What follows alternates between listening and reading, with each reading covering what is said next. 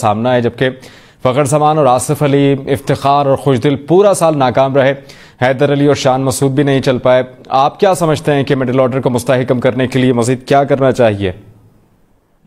देखिए वहाब, अब तो यही मिडिल ऑर्डर हम खिलाएंगे क्योंकि अब वर्ल्ड कप में बहुत कम दिन रह गए हैं और पाकिस्तानी टीम को परसों जो है न्यूजीलैंड रवाना होना है। तो मेरे ख्याल में इस मिडिल ऑर्डर में कोई तब्दीली जो है उसके इम्कानात कम नजर आते हैं। अगर फखर जमान मुकम्मल तौर से फिट हो गए तो वो ट्रेवल रिजर्व में वो पाकिस्तान की 15 रुकनी टीम में आ जाएंगे, लेकिन बज़ाहिर इस बात के इम्कानात कम नजर आते हैं। अगर आप पाकिस्तानी बैट्समैनों की कारकर्दगी पर नजर डालें इस सीरीज में, जो मिडिल ऑर्डर की अगर मैं बात कर रहा हूं, तो खुशदिल शाह ने 4 मैचेस की 3 इनिंग्स में 36 रन बनाए और सिर्फ 31 गेंदें खेली है। इसी तरह इफ्तिखार अहमद जो मैचेस काफी खेले हैं, उन्होंने सिर्फ 59 गेंदों का सामना किया है। आसिफ अली ने सिर्फ 16 गेंदें खेली है पूरी सीरीज में। और इसी तरीके से हैदर अली ने अगर देखा जाए तो 5 मैचेस की 4 इनिंग्स में 36 रन बनाए हैं और 38 गेंदें खेली हैं।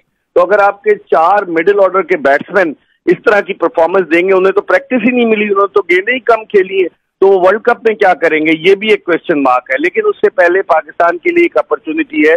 न्यूजीलैंड में पाकिस्तान और बांग्लादेश की क्रिकेट टीमों के दरमियान जो है वो ट्रायंगुलर सीरीज होगी। न्यूजीलैंड मेजबान है तो उस ट्रायंगुलर सीरीज में आजमा सकते हैं, लेकिन बज़ाहिर मुझे नहीं लगता कि किसी आउट ऑफ द बॉक्स कोई पाकिस्तान क्रिकेट बोर्ड की सिलेक्शन कमेटी या क्रिकेट बोर्ड कोई तब्दीलियां लाए। लेकिन आप रूल आउट भी नहीं कर सकते। आपको याद होगा लास्ट ईयर वर्ल्ड कप से पहले जब 13 सितंबर को रमीज राजा ने चार्ज लिया था, तो उसके बाद उन्होंने आते ही 3 तब्दीलियां की थी और फिर उसके बाद शोएब मकसूद अनफिट हो गए थे और शोएब मलिक चले गए थे।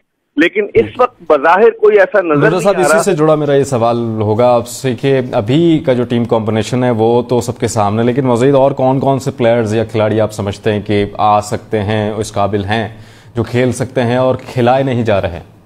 देखिए हारिस सुहेल एक बड़ा जबरदस्त बैट्समैन है, पता नहीं उसको किस जुर्म की सजा दी जा रही है। इसी तरीके से अगर आप देखें शोएब मलिक T20 के एक्सपर्ट हैं, लेकिन बाद लोगों की ओपिनियन है कि वो वहां की विकेटों पर, ऑस्ट्रेलिया की विकेटों पर इतने कामयाब नहीं रहे।